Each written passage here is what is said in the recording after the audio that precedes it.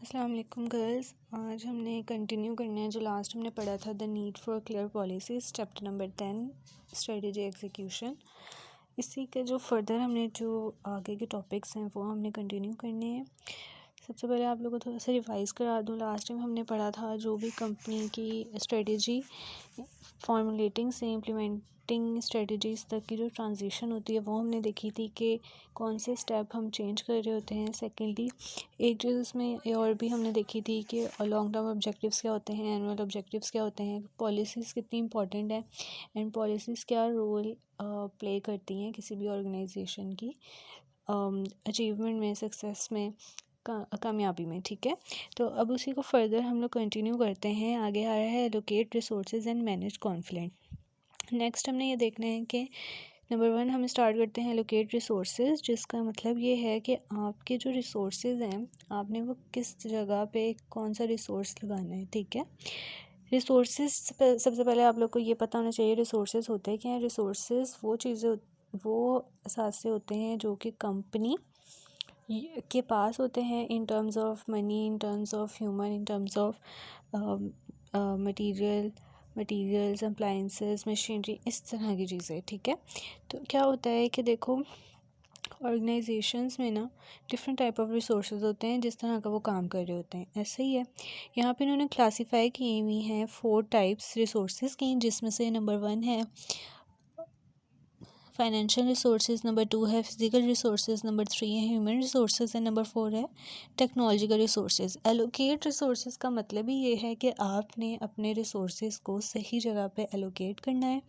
और रिसोर्स अगर आपके पास रिसोर्सेज हैं और अगर आप उसको सही तरह से यूटिलाइज़ नहीं करोगे तो क्या होगा, एट दी एंड आप ही का लॉस होगा, आपकी कंपनी का ही लॉस होगा। ठीक है, तो अब अगर आप लोग को पता होगा, हम लोग पीछे पढ़ चुके हैं कि फाइनेंशियल रिसोर्सेज क्या होते हैं। वो रिसोर्सेज जो कि मनी के साथ डील कर रहे होते हैं। ठीक है, मनी के साथ डील कर रहे होते हैं। सेकंड आ जाते हैं physical resources, just like your land, building, furniture, machinery, इस तरह की चीज़ें। ये आपके फिजिकल रिसोर्सेज हैं जिनकी कोई ना कोई फिजिकल एग्जिस्टेंस है। इसके बाद आ जाते हैं आपके ह्यूमन रिसोर्सेज। ह्यूमन रिसोर्सेज सबसे इम्पॉर्टेंट पार्ट होते हैं किसी भी कंपनी का, क्योंकि अगर आपके पास अच्छे और वेल ट्रेंड एम्प्लॉयज़ नहीं होंगे तो आपकी कंपनी जो है वो कभी भी तरक्की नहीं कर सकती। अगर आपके लोग नहीं अच्छे होंगे, आपके पास काम करने वाले आपके साथ जो जिन्होंने कंपनी को आगे लेके जाना है वही नहीं अच्छे होंगे तो आपकी कंपनी जो है फ्लरिश नहीं कर सकती। ठीक है, तो इसलिए ह्यूमन रिसोर्सेज। और लास्ट होता है टेक्नोलॉजिकल रिसोर्सेज, कि आपके पास किस तरह की टेक्नोलॉजी है।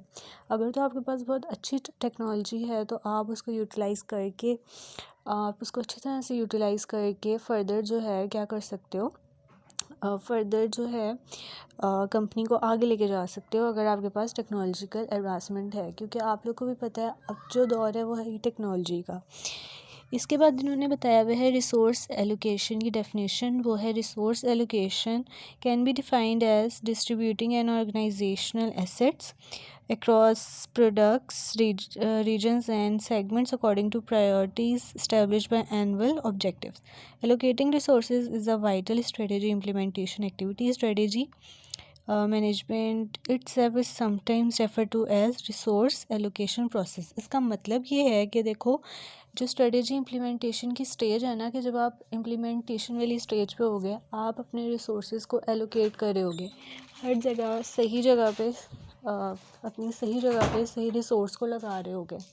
इसके अलावा ये है कि आपने ये देखना होगा कि किस जगह पे आपने कौन सा रिसोर्स जो है वो लगाना है और किस तरह से आपने मैनेज करना है कि आप की जो भी रिसोर्सेज हैं वो सही तरह से कंपनी के पास रहें। आगे आ जाता है managers normally have many more task they can do. Managers must allocate time and resources among these task. Pressure builds up, expenses are too high. The CEO wants a good financial report for the third quarter. जब last company बिल्कुल last अपनी financial statements जब बनाती हैं वहाँ पे company के जो मैनेजर्स होते हैं, जो टॉप मैनेजमेंट होती है, उसको बहुत अच्छे जो हैं वो रिज़ल्ट्स चाहिए होते हैं। इस वजह से जो सारे एम्प्लॉयज़ हैं वो सारा काम जो है मैनेज कर रहे होते हैं। सेकेंडली देखते हैं नेक्स्ट पेज पे इन्होंने एक टेबल बनाया हुआ है और कहा हुआ है some issues that may require a management policy.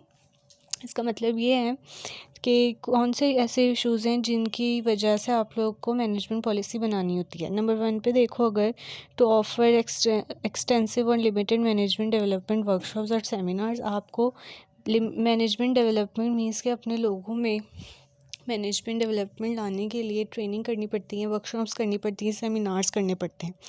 To centralize और decentralize employ training activities, employees की ट्रेनिंग का जो पार्ट है उसको आपने या तो सेंट्रलाइज रखना होता है या तो डिसेंट्रलाइज। अभी आप फर्दर पढ़ोगे कि सेंट्रलाइज सिस्टम क्या होता है और डिसेंट्रलाइज सिस्टम क्या होता है। इसके आगे चलो तो to recruit through employment agency, colleges, campuses और न्यूज़पेपर, आप लोगों ने जो लोगों को हायर करना है या रिक्रूट करना है तो उस तरह के लोग करने हैं जो कि काम जो है वो सारा कुछ सही से कर सकें, मैनेज कर सकें और सारा काम जो है वो ठीक से कर सकें। इसमें से कोई भी से 5 से 8 पॉइंट्स आप लोग सिर्फ पढ़ लेना और देख लेना कि क्या इश्यूज़ होते हैं और क्यों मैनेजमेंट पॉलिसीज़ हमें बनानी पड़ती हैं। फर्दर आ जाओगे, नेक्स्ट टॉपिक है मैनेज कॉन्फ्लिक्ट। इसका मतलब ये है कि जो कॉन्फ्लिक्ट्स होते हैं ना, कॉन्फ्लिक्ट्स का आप लोग को पता ही होगा, conflict can be defined as disagreement between 2 और मोर पार्टीज़ ऑन 1 और मोर इश्यूज़। दो लोगों में डिसएग्रीमेंट होता है किसी एक बात को लेके, तो वो होता है कॉन्फ्लिक्ट, ठीक है। अब क्या होता है, जब आप एनुअल ऑब्जेक्टिव्स बना रहे होते हो तो क्या कुछ आपकी जो ऑर्गेनाइजेशन के एम्प्लॉयज़ हैं या मैनेजर्स हैं वहाँ पे कहीं ना कहीं कॉन्फ्लिक्ट अराइज हो सकता है। मैंने आप लोगों को बताया था कि हो सकता है कि आपका प्रोडक्शन जो डिपार्टमेंट है वो कह रहा हो कि आप लोग रॉ मटेरियल बहुत महंगा ला रहे हैं, ठीक है। हो सकता है जो फाइनेंस वाले वो कह रहे हो आप लोग जो रॉ मटेरियल वगैरह ला रहे हैं आप लोग ही महंगा ला रहे हैं, हो सकता है उनके पास इतना फाइनेंस ही ना हो। तो इस तरह के जो कॉन्फ्लिक्ट्स होते हैं ना, वो कंपनीज़ को जो है वो सफ़र कराते हैं। लेकिन ये होता है कि बाज़ दफ़ा क्या होता है कि ना, हर दफ़ा कॉन्फ्लिक्ट्स जो हैं वो बुरे नहीं होते, बाज़ दफ़ा कॉन्फ्लिक्ट्स अच्छे भी होते हैं, ठीक है। अक्सर ये होता है कि अगर आपकी किसी चीज़ पे कॉन्फ्लिक्ट है ना किसी के साथ, तो वहाँ से आपको एक कोई न्यू आइडिया भी मिल जाता है। लेकिन यही चीज़ है कि आपने उसको हैंडल किस तरह करना है। नंबर 1, इसमें 3 चीज़ें इन्होंने कैटेगराइज़ किया हुआ है, अवॉइडेंस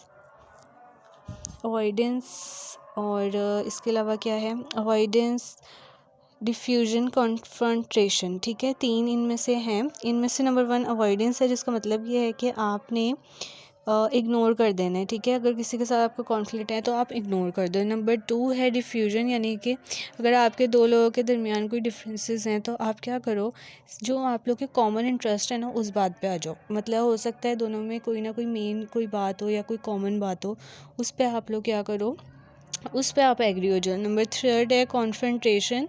यहाँ पे क्या होगा कि आपने आपस में ना एक दूसरे के जो व्यू पॉइंट है उसको उसको एक तो आप लोग समझो, दूसरा ये उसको सेकंड कर लो कि चलो नहीं आपका ये डिफरेंस हो सकता है, मैं भी मान लेता हूँ आप भी मान लेते हैं, इस तरह की कोई सिचुएशन हो जाती है। इसके बाद इन्होंने नीचे बताया हुआ है मैच स्ट्रक्चर विद स्ट्रेटजी। इसका मतलब ये है कि आपने अपनी जो भी स्ट्रेटजी है ना अपने स्ट्रक्चर के साथ लेके चलनी है। यानी कि अगर आप लोग का फंक्शनल स्ट्रक्चर है तो आपने उसके साथ लेके चलनी है, अगर आप लोगों का सेंट्रलाइज्ड है तो उस तरह की स्ट्रेटजीज़ आपने बनानी है, ठीक है। इसके बाद आ जाओगे जब आप लोग इधर नेक्स्ट पे, तो इन्होंने सिर्फ ये बताया हुआ है यहाँ पे कि तीन चार तरह की जो है स्ट्रक्चर्स होते हैं, वो हम आगे टाइप्स ऑफ ऑर्गेनाइजेशन स्ट्रक्चर में पढ़ेंगे। इसके अलावा इन्होंने बताया हुआ है यहाँ पे कि जो भी यहाँ पे कहाँ गया, यहाँ पे आप आ जाओ 4th लाइन पे, विदाउट द स्ट्रेटजी और reason for being mission companies. यहाँ पे क्या बात हुई हुई है कि यही बात इन्होंने बताई हुई है कि आपने अपनी कंपनी को ना किस तरह से डील करना है। मतलब आपने जो स्ट्रेटजीज़ बनानी है वो ये देखते हुए बनानी है कि आपकी कंपनी जो है वो आपका जो स्ट्रक्चर है कंपनी का वो आपकी स्ट्रेटजी के साथ मैच हो, और इस तरह की स्ट्रेटजीज़ ही बनानी है जो आपके स्ट्रक्चर को फॉलो कर रही हो। यानी कि अगर आपका डिसेंट्रलाइज सिस्टम है तो वो उसी तरह की स्ट्रेटजीज़ होंगी। ये होते क्या, इनकी डिटेल आपको मैं नेक्स्ट आप लोग वीडियो में देखोगे। और अभी जो है मैं इसको वाइंड अप करती हूँ, ठीक है। आप लोग इसमें से भी ना कोई से 5 पॉइंट्स जो हैं वो कर लेना।